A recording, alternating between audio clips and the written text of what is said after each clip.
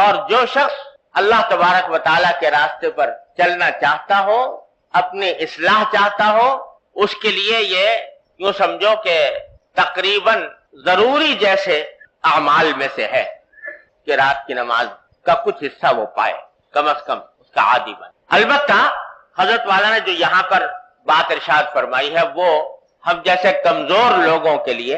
اس نعمت سے فائدہ اٹھانے کا آسان طریقہ حضرت نے بتایا۔ نماز تہجد کی اصل وقت تو ہے آخر شب، آخری رات کا جو آخری حصہ ہے وہ افضل وقت ہے تہجد کا۔ بلکہ فقہاء کرام نے یہ فرمایا ہے کہ اگر رات کو 3 حصوں میں تقسیم کیا جائے تو دوسرا تہائی حصہ یہ افضل ترین وقت ہے کہ آدمی اس وقت میں تہجد پڑھے، پھر چاہے بعد میں سو جائے اور پھر فجر کے لیے اٹھے۔ اور اگر رات کو 2 حصوں میں تقسیم کیا جائے تو آخری حصہ جو ہے وہ زیادہ افضل ہے تہجد کے لیے۔ تو اصل بات یہ ہے کہ آدمی کو چاہیے کہ اس کا اہتمام کرے کہ اللہ تبارک و تعالیٰ توفیق دے تو آخر شب میں بیدار ہو کر تہجد کی نماز ادا کرے۔ لیکن ایک حدیث ہے جو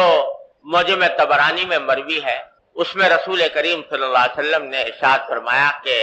لا بد من صلاۃ بلیل ولو حلب شاہ، کہ رات کے وقت میں کچھ نماز پڑھنا ضروری ہے۔ ضروری ہونے کا معنی یہ کہ اللہ تبارک و تعالیٰ کی رحمتوں کو متوجہ کرنے کے لیے اور اپنی اصلاح کی خاطر آدمی کو ضروری ناگزیر ہے کہ وہ رات کے اندر کچھ نماز پڑھے۔ اور فرمایا ولو حلب شاۃ، چاہے وہ اتنی ہی دیر کیوں نہ ہو جتنی دیر میں ایک بکری کا دودھ دویا جاتا ہے۔ بکری کا دودھ اگر دوئے تو بہت زیادہ وقت نہیں لگتا اور جلدی دوہا جاتا ہے کیونکہ دودھ کم ہوتا ہے بکری کا گائے اور بھینس کے مقابلے میں۔ تو بتائیں کہ جتنی دیر میں بکری کا دودھ دویا جاتا ہے اتنا ہی کیوں نہ ہو، لیکن نماز رات کی نماز فرمایا لا بد من صلاۃ بلیل، ضرور ہونی چاہیے اور کسی مومن کو وہ چھوڑنی نہ چاہیے۔ پھر آگے فرمایا، یہ حدیث ہی کا حصہ ہے کہ وَمَا كَانَ بَعْدَ صَلَاةِ الْعَشَاءِ فَهُوَ مِنَ اللَّيْلِ، کہ نماز عشاء کے بعد جو بھی نماز پڑھی جائے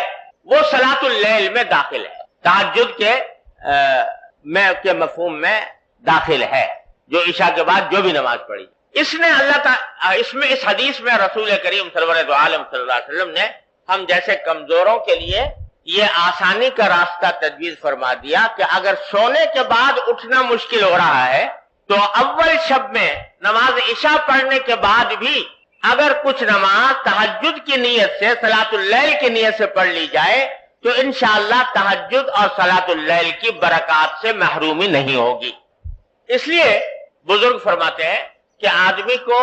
کوشش تو پوری یہ کرنی چاہیے کہ آخر شب میں اٹھ جائے، لیکن اگر اس کی عادت نہیں پڑی یا کوئی عارض درپیش ہے تو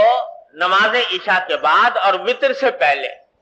پہلے اور عشاء کے بعد کچھ رکعتیں پڑھنے کا معمول بنا لے، بنیت تہجد بنیت صلاۃ اللیل۔